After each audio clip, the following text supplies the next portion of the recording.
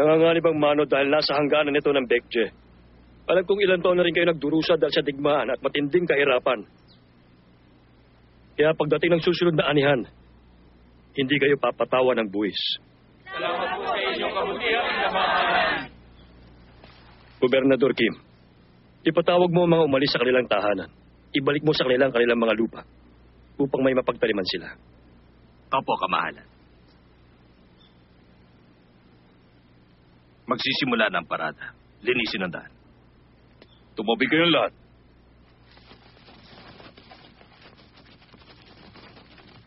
Kamahalan!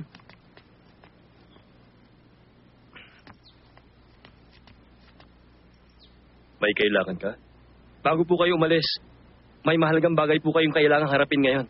Anong mahalagang bagay? Meron akong nakilala. Saksi sa nangyari sa Yoresa.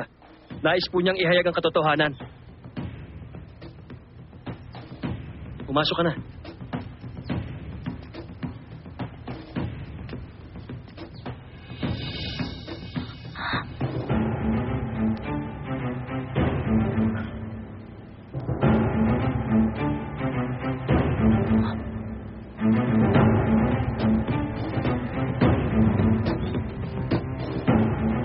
Anong katotohanan ang nais mong ihayag? Una, makikilala daw po niya yung taong nakita niya sa Yoresa. Tignan mo na. Nandito ba siya?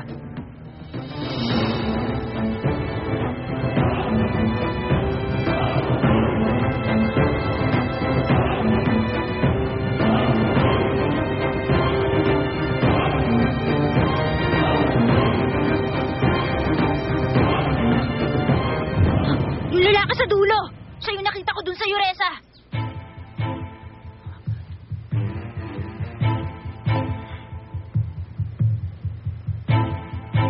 Kilala mo siya? Ngayon ko lang po siya nakita.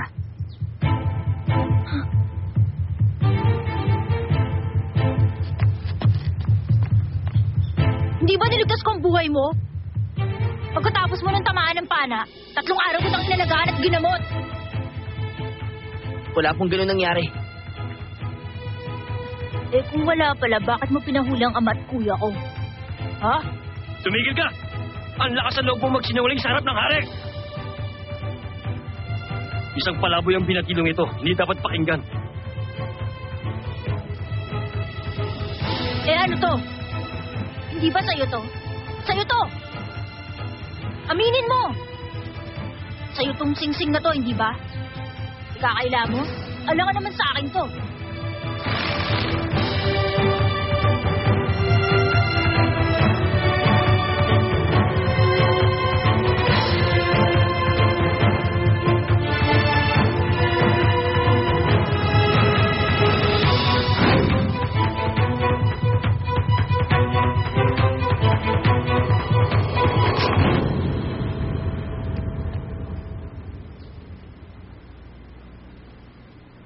Di ba nangako ka nun sa ama ko?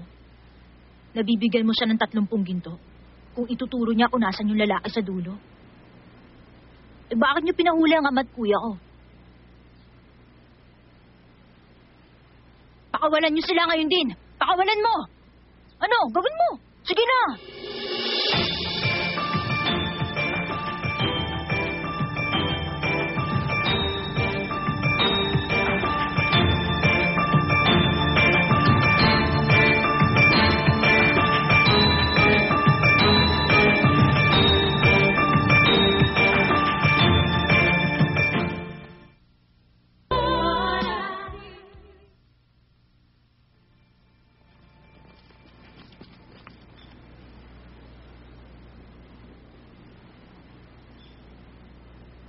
Prinsesa Chonmyong, yung payo ko sa'yo ng 1 taon, naaalala mo pa?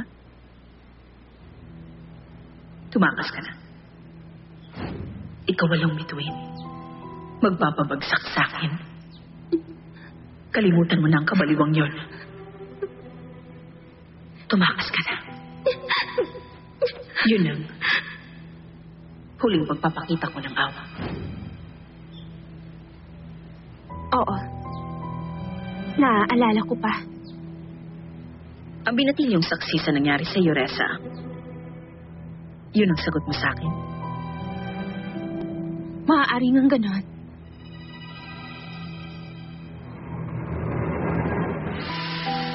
Si Kim So-yeon at ang pamilya niya, isama mo na sa Sorabol. Kalilimutan ko nangyari sa'yo, Reza. At huwag mong gagalawin. Ang binatilyong nagpahiya sa'yo.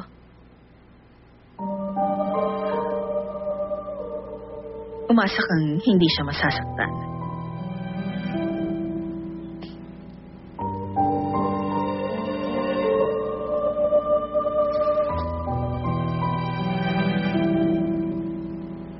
Ang pagpapakita ko sa'yo ng awa, nagwakas na.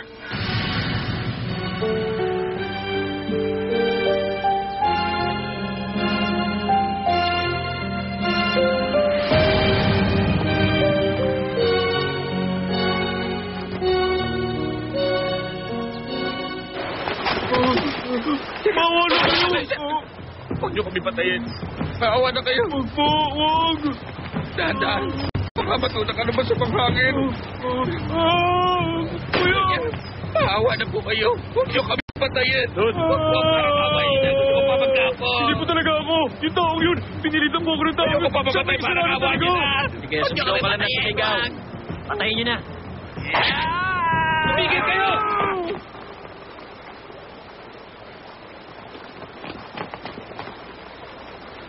Ano ibig sabihin nito, ha?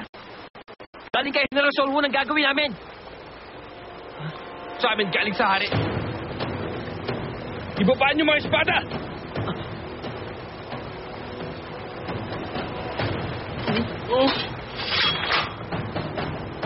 Narinig niyo! Utos siya ng hari!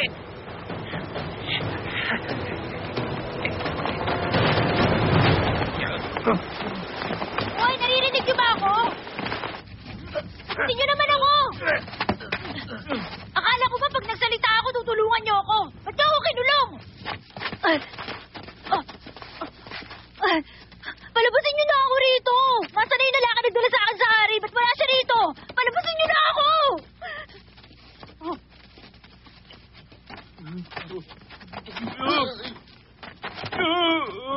Ginoong Jokbang! Gudo! Dokman! Dokman? Dokman? Dokman, ikaw ka! Bakit ka nakakulong dyan? Ayos ka lang ba? Oo. Ano po ba nangyari? Hindi ko nga rin alam eh. Muntik na kami. Yung hari nag-utos. Huwag daw kami patayin. Ang hari ng utos? Mga Gino, sa loob muna kayo ng kulungan. Ha? Mapapakawalan din kayo. Pero sa ngayon, para to sa inyong kaligtasan. Dito na ako.